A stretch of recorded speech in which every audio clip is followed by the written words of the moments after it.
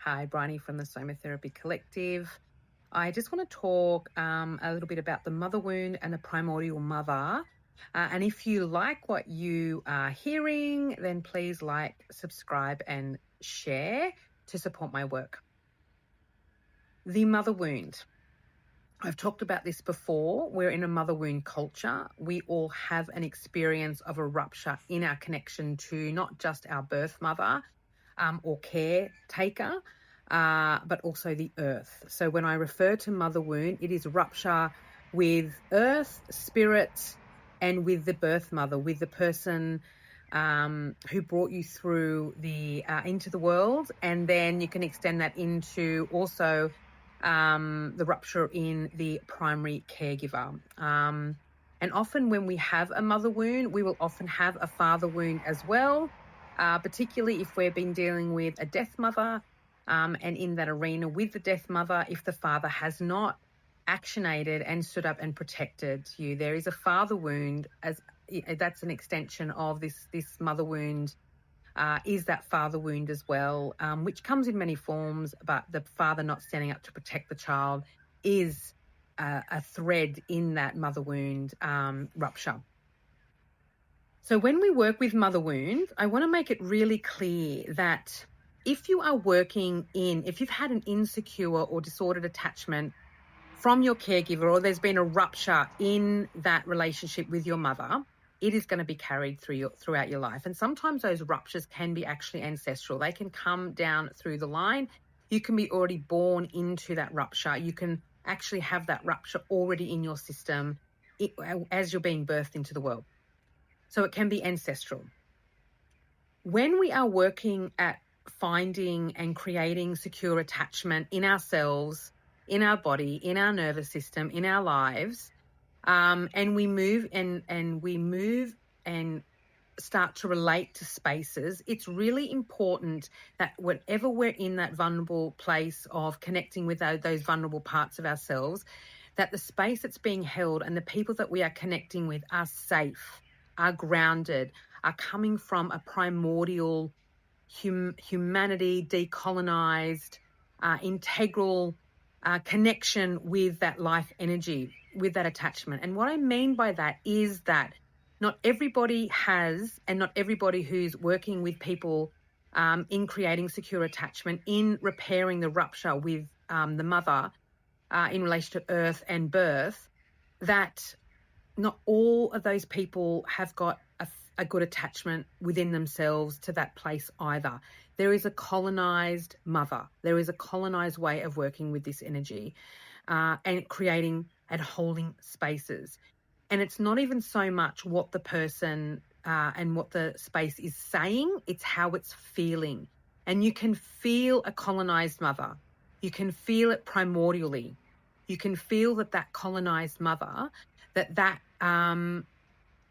it's almost like a watering down of the mother. It's almost like the mother is cultured in a hierarchical, patriarchal, colonized space, that she shows up and she attaches and she holds space in a very particular way that is quite binary and has a lot of nuances in the field that makes you feel small, or makes you feel like if you put a toe over the line, or if you move to the edge, or you go over the edge in that space, that is not going to be well received. In other words, if you challenge the space, that will not be received.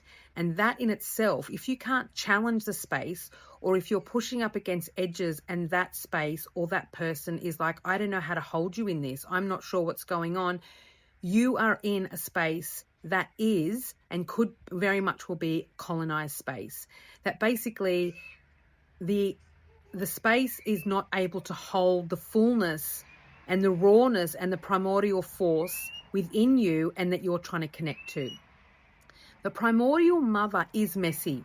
The primordial energy and the mother, and when we connect with that, the all-encompassing mother, when we nurture the rupture in the mother wound, the mother, the energy that holds us has to be as wide and deep and messy and chaotic and edgy as the primordial force is. So in other words, the space or the person that is holding you has to have a mapping in their system to be able to take you to the edge. If you go over the edge, hold you, and no matter what you show up in and like and express in all your forms, that it is always going to be met with truth, stability, and love. That there is nothing you can do or say or push back in the space, that space or that facilitator or that therapist or that group of people are going to not be able to hold.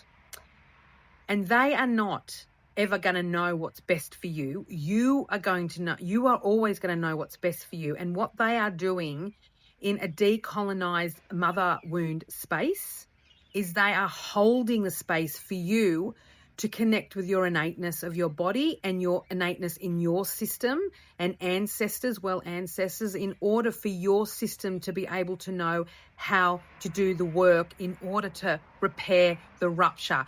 And we do this repair by holding impeccable presence, impeccable safety, and we hold that space with love and connection and presence. And that is not broken, no matter how many edges and that you push against, or how much grit there is. That actually, when there's edge and when there's grit and when there's chaos and when there's confusion, that the facilitator, the therapist, the space, the group of people holding that space know how to dig deeper and wider and root themselves in with unshakable force, unshakable truth, unshakable presence and clarity, and leading in a space where they're not telling you what to do, but showing you and guiding you gently for you to discover that for yourself.